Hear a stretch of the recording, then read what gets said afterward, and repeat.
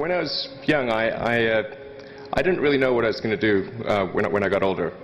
People kept asking me, but then eventually I thought that the idea of inventing things would be really cool. And the reason I thought that was because I read a quote from Arthur C. Clarke, which said that a sufficiently advanced technology is indistinguishable from magic. So I thought, well, you know, if I can do some of those things, basically if I can advance technology, then that's like magic, and that would be really cool. So did some internet stuff, you know, did a few things here and there, one of which was PayPal. And I think maybe it's helpful to say one of the things that was important then in the creation of PayPal was kind of how it started, because initially the initial thought was with PayPal was to create an agglomeration of financial services, so to have one place where all of your financial services needs would be seamlessly integrated and work smoothly. And then we had like a little feature which was to do email payments. And whenever we'd show the system off to someone, we'd show the hard part, which was the agglomeration of financial services, which was quite difficult to put together. Nobody was interested. Then we'd show people email payments, which was actually quite easy, and everybody was interested. So this is, I think it's important to take feedback from your environment. Going from PayPal,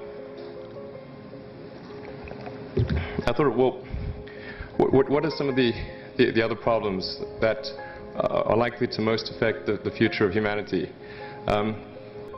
I think the biggest terrestrial problem we've got is sustainable energy, but the production and consumption of energy in a sustainable manner. If we don't solve that this century, we're in deep trouble.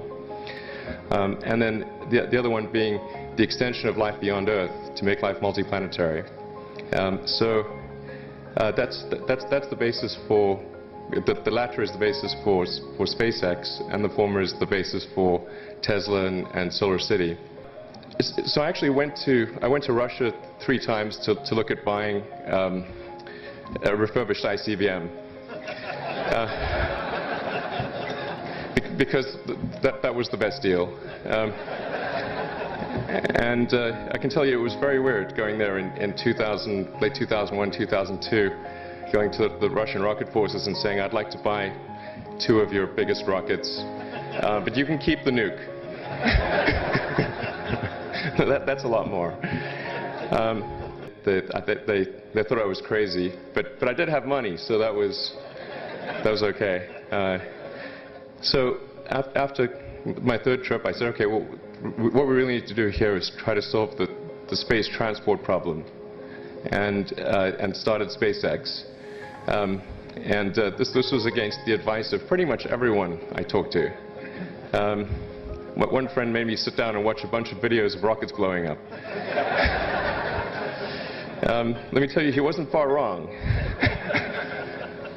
It was tough going there in the beginning because I'd never built anything physical. I mean, I'd built like little model rockets as a kid and that kind of thing, but I'd never had a company that built anything physical, so I had to kind of figure out how to do all these things and bring together the right team of people, and so we did all that and then failed 3 times. It was tough going, but we learned with each successive flight, and were able to eventually with the 4th flight in 2008 reach orbit. And that was also with the last bit of money that we had. So thank goodness that happened. I think the saying is 4th time's the charm. So yeah, it's a huge relief. Still can't quite believe it actually happened.